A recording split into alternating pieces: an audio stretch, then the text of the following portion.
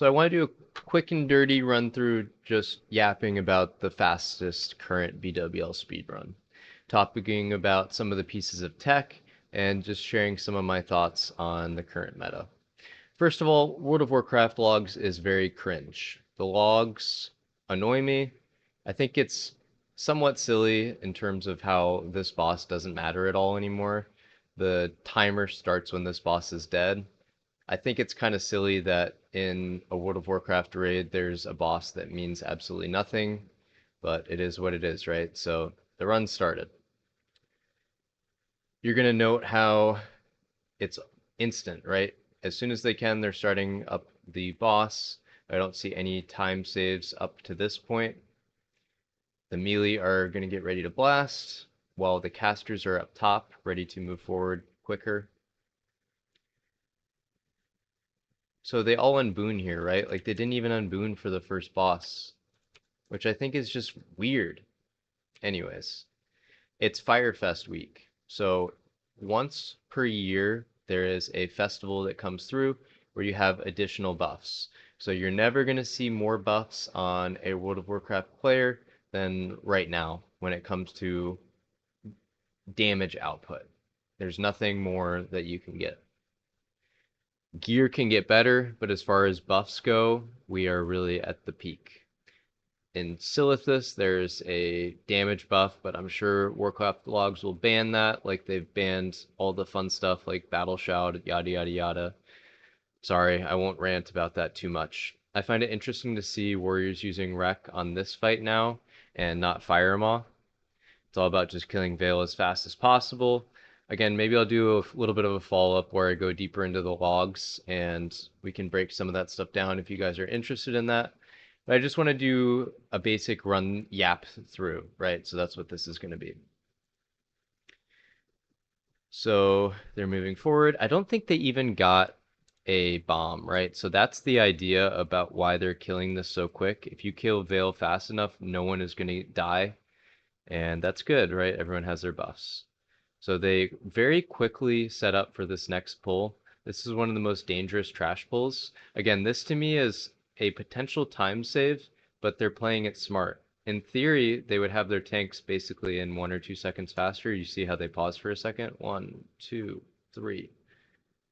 Interesting to see the moments of slight pause compared to the constant pressing of W. So as soon as they're going, now they're going. I find it interesting how they keep the captain out. Again, it's just too dangerous, I guess. But in an ideal world, when it comes to like maximum damage output, you would cleave off the captain and these other mobs would just die. But you see here, they're trying to kill the things that are potentially dangerous. So all these mobs do debuffs that are quite risky for tanks that often kill tanks if they don't get cleansed fast enough. So that was quick. It's all about maximizing this debuff. The 2 minutes right here that you have this debuff are the highest power level of the raid. Mobs are just instantly melting because they just press one spell, boom, it's dead. They have unlimited rage. They're just cleaving their hearts out and moving forward. I think that their suppression room is top tier. You're going to note how they have two rogues that are just running forward. You don't see a rogue with the raid, so they got kind of lucky. In an unfortunate world, maybe one of these traps would have popped back up and they would have been slowed down more considerably. But now you see they're waiting and the rogue is with the group.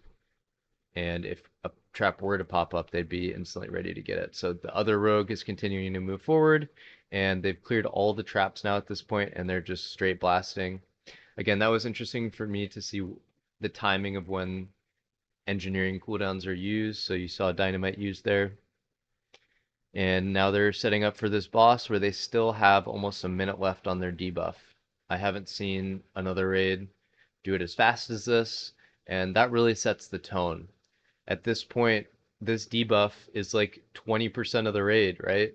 You have it almost 25% of the raid, so maximizing the first start here and having a good suppression room is paramount for accomplishing the fastest run. And you're going to see how some strats have slightly changed. So they instantly delete this first pack. Previously, what everyone was doing is running down the middle here. Not anymore. They still have this debuff, So they're optimizing their damage output here and just blasting this down. They're able to kill this entire pack while they still have Veil's debuff. That's something I've never seen done before to this extent. I think it's really cool. Again, like even for a second or two here, they're hitting the next pack. They are so far with this debuff. It's incredible. So this is where target dummies are incredibly powerful. You see all the target dummies that are going down to mitigate the potential damage output. And if there was possibly the big mob having the the whirlwind ability, that would have stopped that. So instantly setting up for Fire Maw. The patrol was perfect for them. I don't know if the run was planned at all with like timing Fire Maw. I don't think that that's really possible. So again, the way that this run turned out, all of the RNG seems to be in their favor so far. So now, again, this is a little bit different to me. Lots of times you see groups that skip this pack and they run along the side and then Invis skip and run forward. But that's not the strategy of Eternal here. Eternal is just pressing W and cleaving everything down. They haven't had a death yet, and again, just straight blasting. The next pull is already set up. It looks like it was a paladin that set up the pull. A lot of times you're going to see like mages ice block and that kind of stuff for these pulls, but this is again the advantage of Alliance side having paladins. You're not losing any damage output on this pack while you're setting up for the next pack, which is key. And this is where instantly blast. Again, I would be interested, maybe we'll have to do a log follow-up where we look into some of the stuff as far as timing goes of engineer cooldowns. But the thing to note is how this isn't just one pack, right? This is two packs. So they grabbed the side pack to the right as well as the corner pack over here. So they all throw the dynamites to make sure all the techies instantly melt, throws down some more dummies. So they didn't use all their dummies previously on that last pull, I don't think, of the big guy. I think they might have saved some of them. Anyways, killing two packs at once is a lot of damage output. Just shows the power of this raid group. Now that we have everyone with rank 14 gear and ZG, that's different than what we talked about 2 months ago. It's a different game.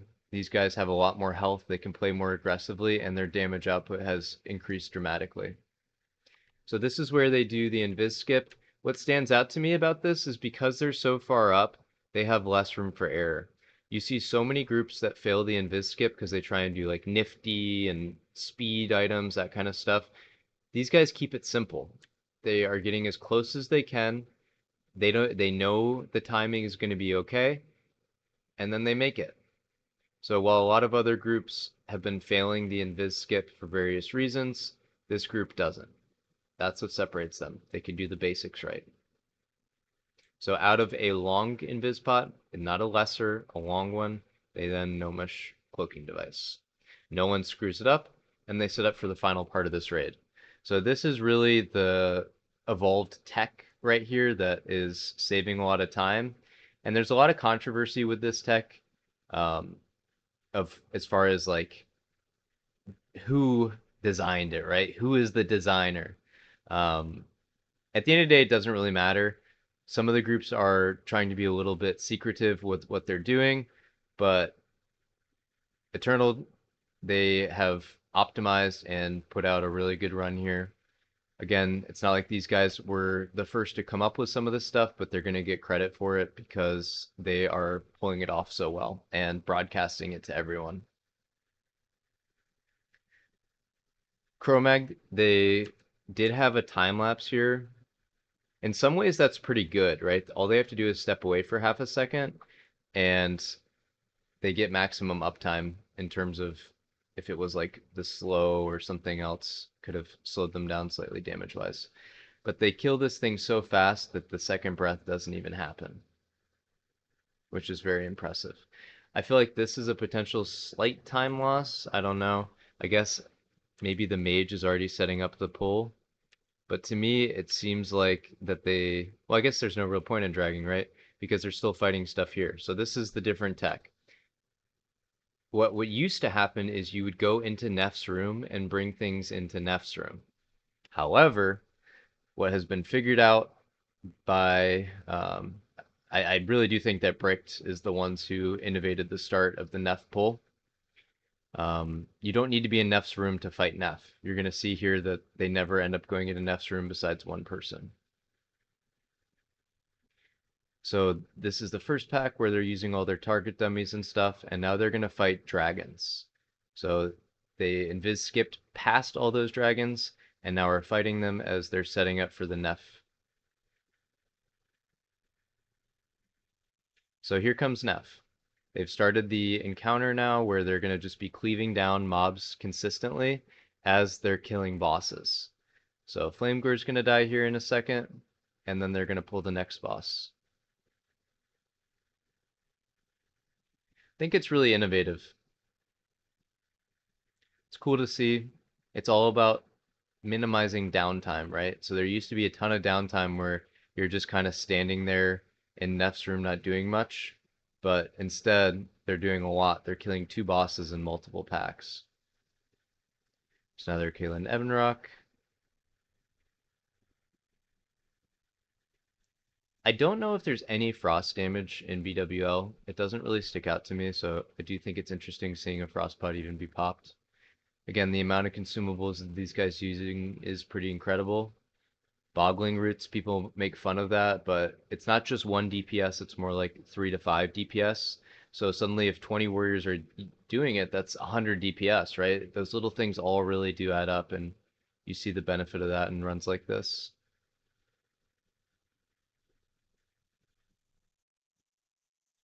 So now they bring in the final pack of Worm Guards that they had previously skipped,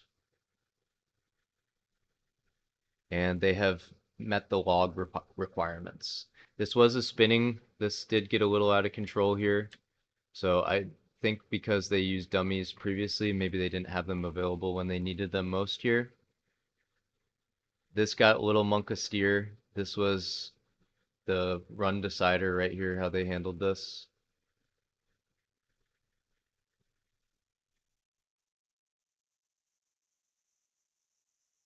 Yeah, I really thought there was a death there. Maybe there wasn't, but anyways. Yeah, we'll have to look at the logs. I keep saying that I'm not going to, but we'll just pause for a second and check logs right after this. So, oh, that's right. So here core dies.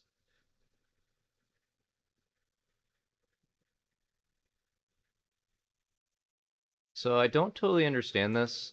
I think what happens here is, okay, so Neth breathes on the raid. In other versions of this fight that I've seen, a lot of times people just don't bother with Oni Cloak because you don't get hit by the Shadow Flame in this room. You only get hit by Shadow Flame in Neth's room when Neth comes down. However, when positioning this boss, kind of an unfortunate breath happens. Only one person didn't have their cloak on, so pretty fortunate there. You see that ADT was a little bit ratty where he didn't have a cloak, so fortunately he positioned himself appropriately. But if you're talking about time save, there was a warrior dead for the entire fight here, so 1 or 2 seconds right off the table right there. Hard to find other times when there could be time savers here, but very impressive overall. These guys absolutely blasted, beat by 30 seconds compared to the other best, and just cool to see. So anyways, thanks for listening. I said I'd go in the logs, but I just want to get a quickie out. Curious your thoughts. If there's anything you want me to look into more, definitely let me know. Otherwise, till next time, guys, thanks.